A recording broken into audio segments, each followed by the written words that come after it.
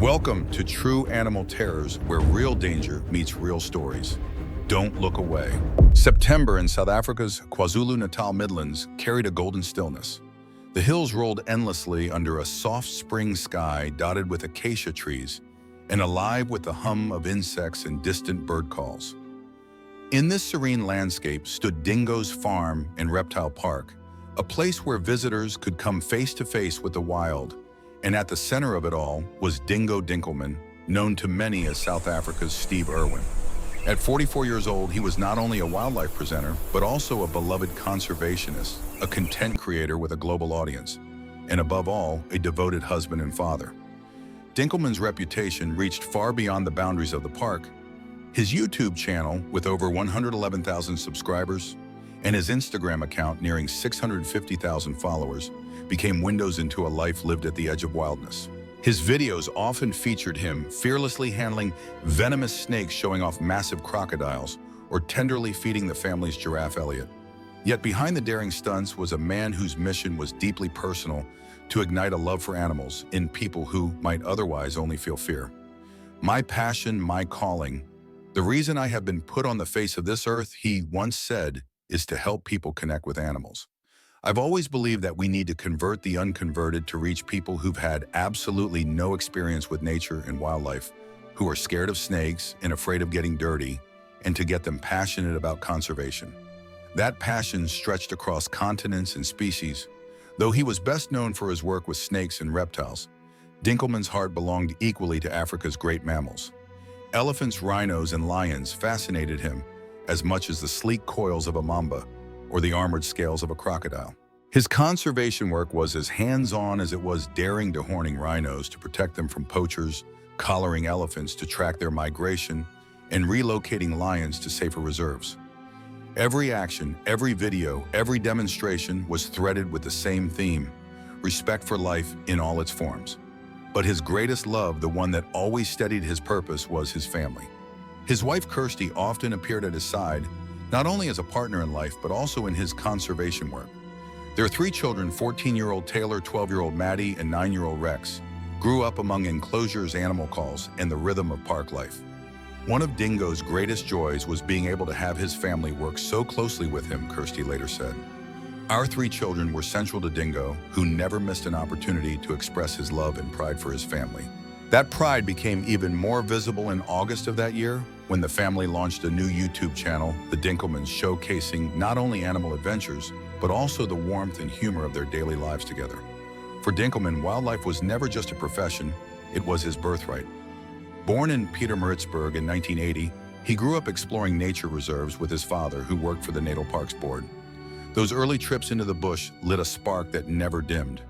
Even as a child, he brought home injured birds and reptiles, determined to nurse them back to health. By 12, he was already handling small snakes from his garden, developing the calm and confidence that would later captivate audiences worldwide. His education in conservation-focused schools only deepened that calling, turning boyhood curiosity into a lifelong pursuit. Over time, that pursuit carried him into the international spotlight. He became an award-winning presenter for the Discovery Channel and a respected voice in global conservation circles. Yet to those who knew him personally, Dinkelman was never defined by fame or numbers. He was defined by the way he leaned into life with both courage and compassion. Whether he was clasping a black mamba behind the head, stroking Elliot the giraffe's neck, or gathering his children in his arms, there was a singular intensity in his presence, a reminder that for Dingo Dinkelman, the line between work, passion, and family had long since disappeared. Dingo Dinkelman often reminded his audience that his calling wasn't just about wrangling dangerous creatures, it was about connection. He wanted people who were terrified of snakes, or even just squeamish about dirt, to see the beauty behind the fear. "We've got to convert the unconverted," he would say, with a grin, his voice carrying the conviction of a man on a mission. Every enclosure at his reptile park reflected that philosophy, each one a living classroom. But among the dozens of animals under his care, one specimen stood out: a sleek, emerald-scaled serpent, the eastern green mamba. It was a snake Dingo considered both beautiful and deeply misunderstood, a creature that became one of his prized teaching tools. In videos, he showcased its speed, camouflage, and elegance, but few people knew a hidden truth: years of repeated exposure to venom had left him allergic. What had once been a manageable occupational hazard was now a silent danger lingering in the background. The eastern green mamba is not just another reptile. It is a predator honed by millions of years of evolution. Growing up to 8 feet in length, it hunts with speed and precision, striking before most can even register the movement. Unlike its infamous cousin, the black mamba, the green is less aggressive, more elusive. But its camouflage, a shimmering coat of green that melts into the leaves of Africa's coastal forests, makes it no less deadly. When threatened, the snake can deliver a flurry of rapid bites, its hollow fangs functioning like syringes that inject neurotoxic venom deep into muscle and blood. That venom works quickly, shutting down nerve signals, paralyzing muscles, and eventually silencing the lungs. Without antivenom, death can follow within half an hour. Even with treatment, survival is never guaranteed, especially for someone whose immune system reacts violently to the venom's proteins. On a spring afternoon in September, Dingo approached the mamba's enclosure the way he had done hundreds of times before. The sun hung low, casting long shadows across the farm. His movements were practiced, the careful opening of the secure container, the calm tone he always used when addressing both snake and audience. But the line between routine and danger is razor thin when it comes to wild animals. Perhaps it was the angle of his hand, the position of the serpent, or simply instinct on the part of the predator. In the blink of an eye, the mamba struck. Its fangs punctured the flesh of Dingo's hand, sinking nearly 1/3 of an inch through tissue and into a blood vessel. To anyone else, it might have felt like nothing more than a sharp pinprick. But Dingo knew instantly. His heart sank. This was not just a bite. This was venom flowing fast. He had been bitten before, and he had survived. But this time he felt it immediately different, deeper. The puncture marks reddened and swelled within moments, and his hand throbbed as if fire was racing beneath the skin. Then the real danger ignited his body's allergic response. His airway began to close as if an invisible hand were tightening around his throat. Kirsty, he managed to shout, his voice already rough, his breath hitching. His wife and children came running, panic flashing in their eyes as they saw his lips swelling, his skin breaking out in angry hives. Dingo tried to stay steady, securing the snake back into its enclosure, even as his chest heaved and his vision blurred. His pulse pounded at over 160 beats per minute. Blood pressure plummeted. His face flushed, then began to swell grotesquely, the marks of anaphylaxis spreading across his skin. Each breath was a battle, his bronchial tubes narrowing until every inhale rasped with effort.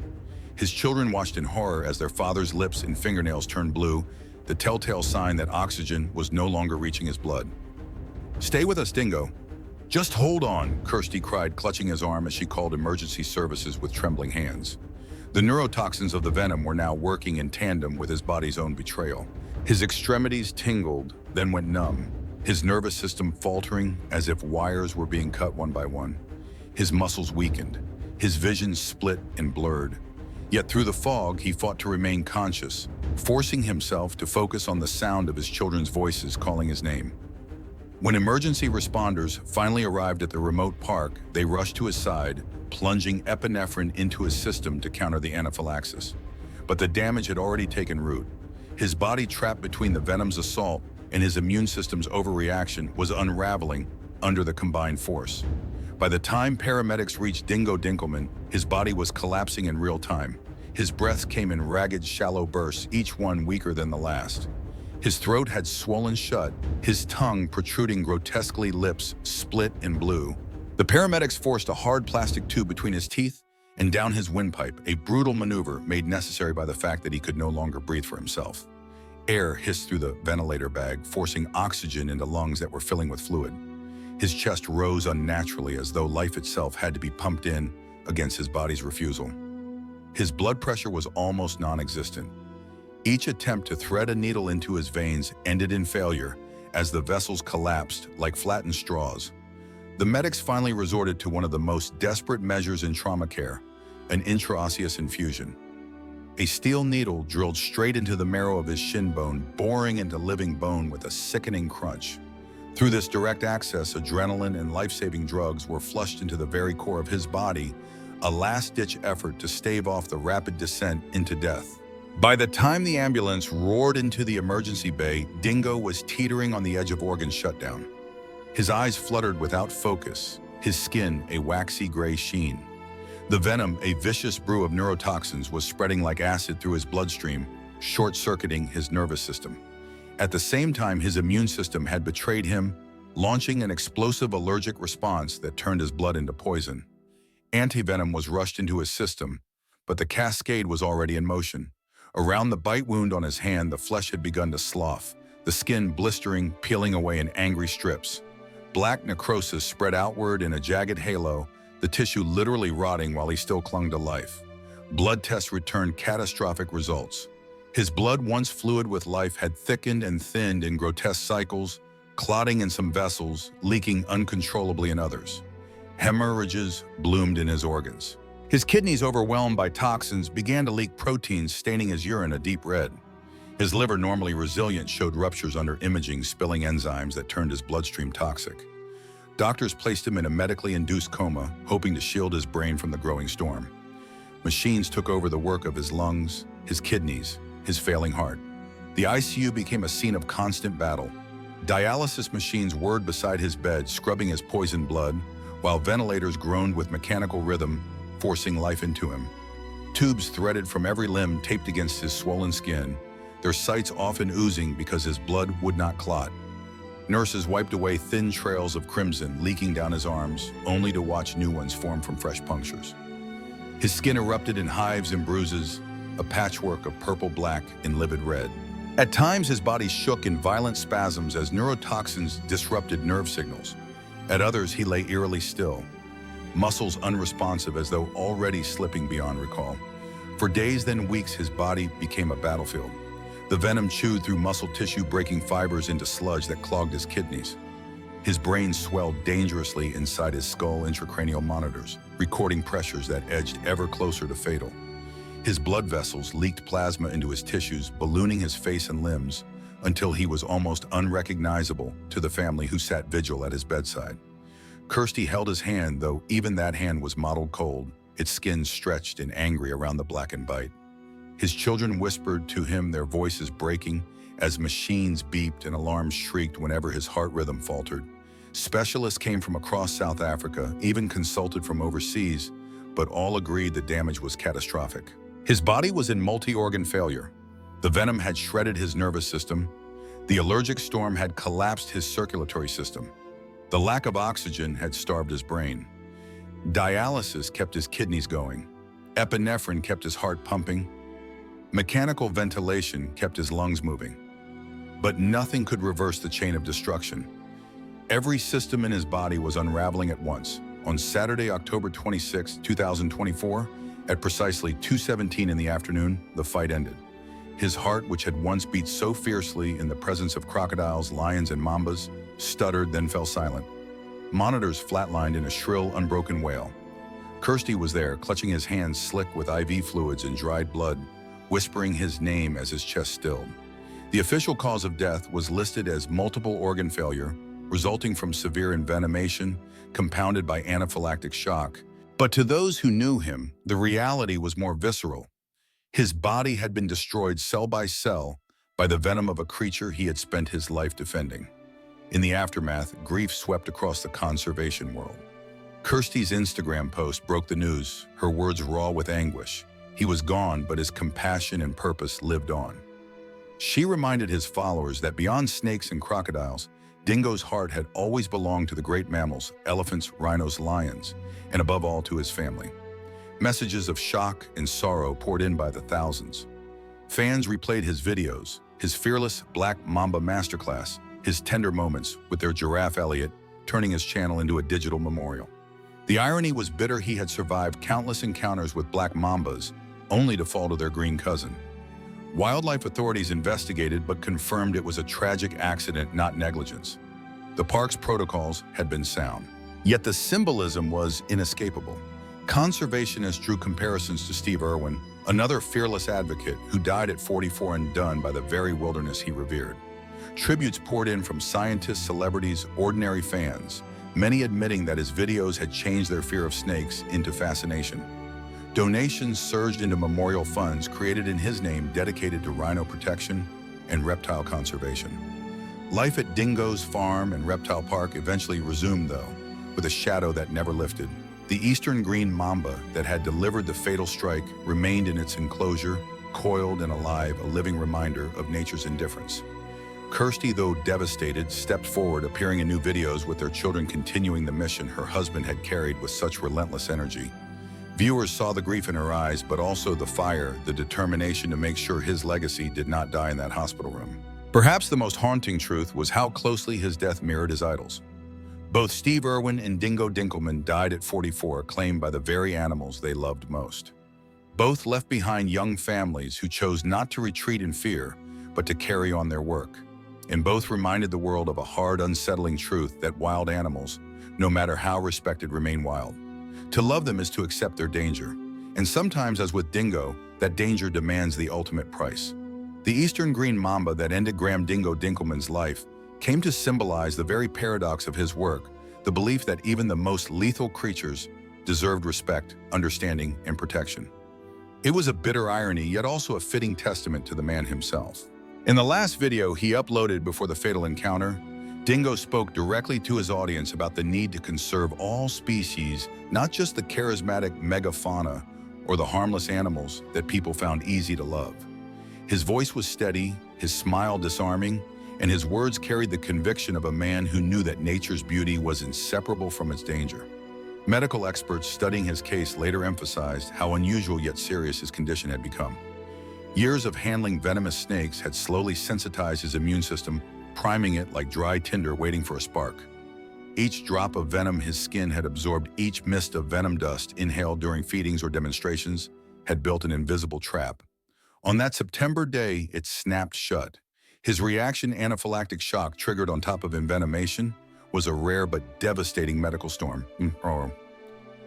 In the months after his death, wildlife organizations worldwide began revisiting their safety standards. Some introduced mandatory health screenings for handlers checking for signs of developing allergies that could prove fatal. His tragedy had forced the industry to look inward, reshaping the way professionals approach the balance of passion and risk. 2 months later, in December of 2024, his family opened the reptile park gates for something unprecedented, a public memorial service. The air was warm, heavy with the scent of grass and earth after a summer rain. Hundreds of people gathered, a mix of fans who had watched his YouTube videos, faithfully conservation leaders who had worked alongside him, and wildlife presenters who had admired him from afar. The mood was somber, but charged with reverence. Giant screens played a montage of his most iconic moments. Dingo grinning as he lifted a cobra with bare hands, laughing as Elliot the giraffe leaned down for a kiss, his eyes alight as he spoke of rhinos and lions. As his face filled the screen, the crowd erupted in applause, tears glistening in the eyes of strangers bound together by admiration. The ceremony built toward a powerful climax, the unveiling of a new facility dedicated in his name. The Graham Dingo Dinkelman Reptile Conservation Center stood as a continuation of his vision, a breeding program for endangered reptiles aimed at safeguarding the future of species on the brink. When the red ribbon was cut and the doors opened, applause thundered. For a moment, it was as though Dingo himself had returned, urging the crowd to lean closer, to touch the scales, to see beauty where fear once lived. Today, visitors entering Dingo's farm and reptile park are greeted not only by the calls of birds and the hiss of reptiles, but also by a towering bronze statue. It captures him in his element khaki shirt, wide grin, a snake draped casually across his shoulders. Beneath a plaque bears his mantra, a line he repeated so often it became his creed: help people connect with animals, so those animals have a future. In the sunlight, the metal gleams, casting long shadows across the park, as though even in death his presence still watches over the creatures he loved. For his children, Taylor at 14, Maddie at 12, and Rex at 9, the loss was both shattering and transformative. They had grown up in the strange dual world of ordinary childhood and extraordinary proximity to danger. Their father teaching them to hold snakes as easily as other children learned to ride bikes. Now, with Kirsty guiding them, the three began to step into roles their father once filled. Taylor spoke to visitors about rhino conservation with a confidence beyond her years. Maddie helped with educational demonstrations, her small hands steady as she held harmless snakes for younger children to touch. Rex, the youngest, trailed after his mother, already echoing Dingo's fearless curiosity, already flashing the smile that reminded everyone of the father he had lost.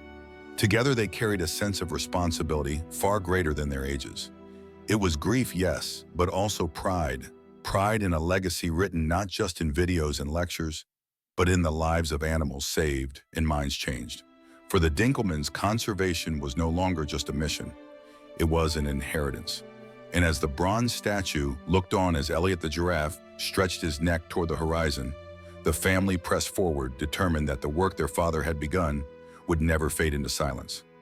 If this story of us is about 9 out of 10, subscribe so that we can entertain you more. On the other hand, you find this story ridiculous, comment down below. Please let us know what we can improve to bring you a more enjoyable time on our channel. Your support means the world to us.